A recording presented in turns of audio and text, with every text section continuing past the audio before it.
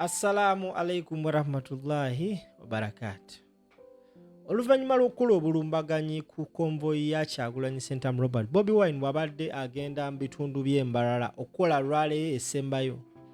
Kyaddaaki Polisi evuddeyo n'eyogera ensonga lwaki bakoze obulumbaganyi n'ensonga lwaki bakutte almost ttiimu ya Kyagulanyi yonna yonna.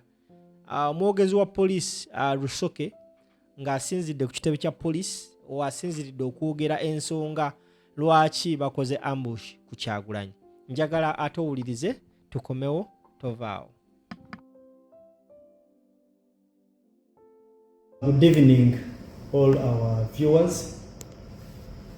We wish to give you a statement on the operation we've carried out today, the 7th November 2025 in Mbarara district.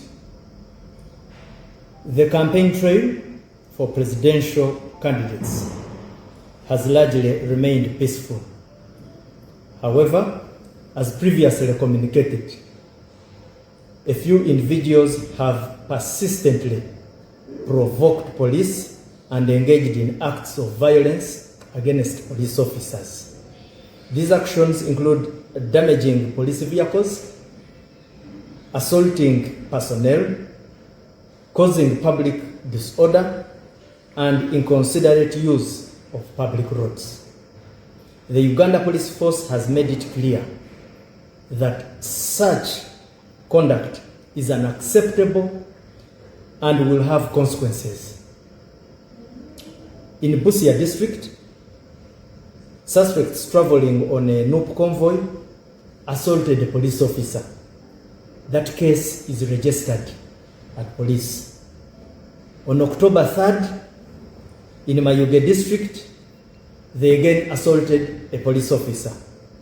A case is registered at police.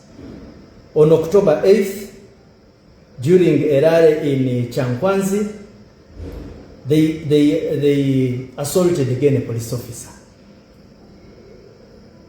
On October 21st, in Kakumiro, the windshield of a police vehicle was damaged. On October 28th, while on transit from Lira to Alebtong, police officers moving behind NUP candidates' convoy were attacked and their vehicle tires punctured. Some property was also stolen. The following day, on 29th October, in Abimu district, a group of NUP candidate bodyguards, commonly known as foot soldiers, assaulted one Edibu Emmanuel, who was later hospitalized.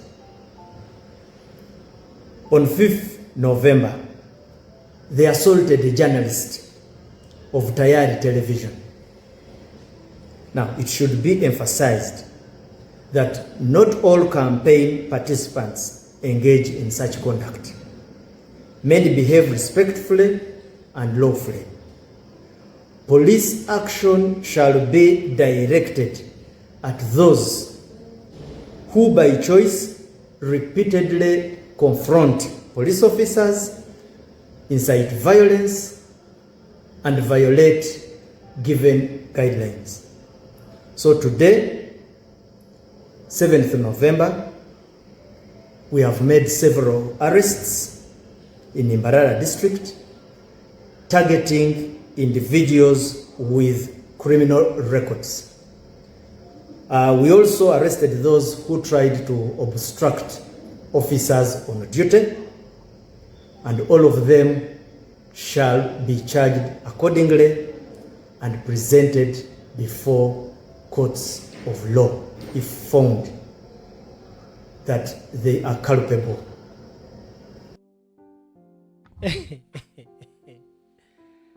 Naye nze nina ebintu byenda mu ggwanga buno n'enseka. Abantu abamu tebayigira mistakes z'ababasookawo. Eggwanga Uganda lyetaaga essaala ey'amaanyi. Byebyo ebigambo ebyogeddwa omwogezi wa Polisi. Wabuuziddwa ku nsonga lwaki lwale ya Kyagulanyi Ssentamu Robert Bobi Wine erumbiddwa.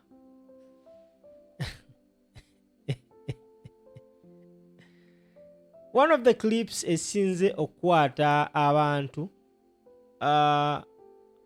yengeri gye ba arrestinzeemu omukyala amanyikibwa nga Olivia Lutaya. I believe mwena abasinga muteka okuba nga mulabeka clip wako. Engeri gye bamukuttemu mu butuufu yo ebadde si nnungi n'akamu.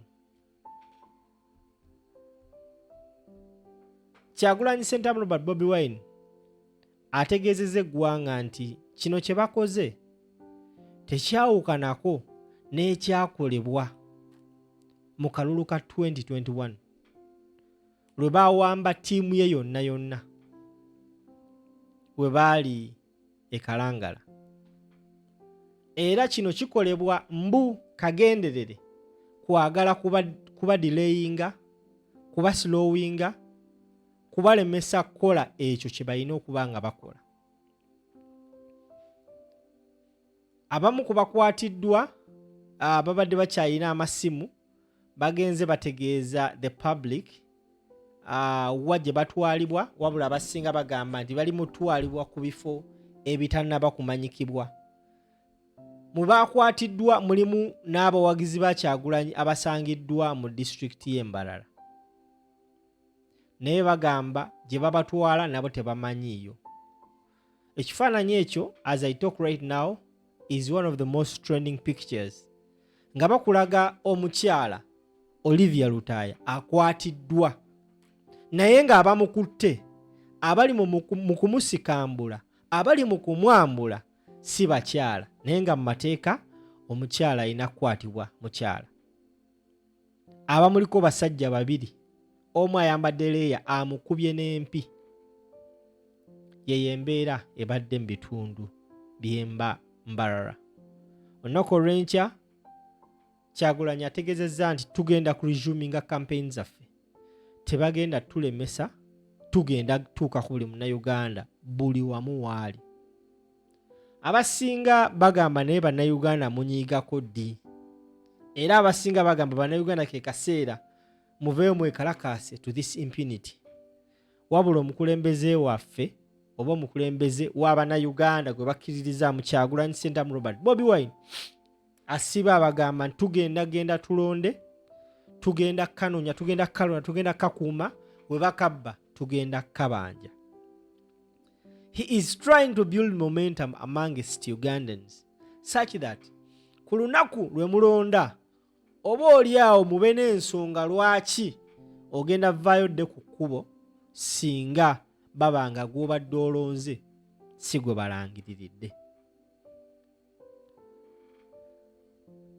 Vidiyo eno ekutuusibwako bannaffe aba Momon Construction Company. Tambuza vidiyo.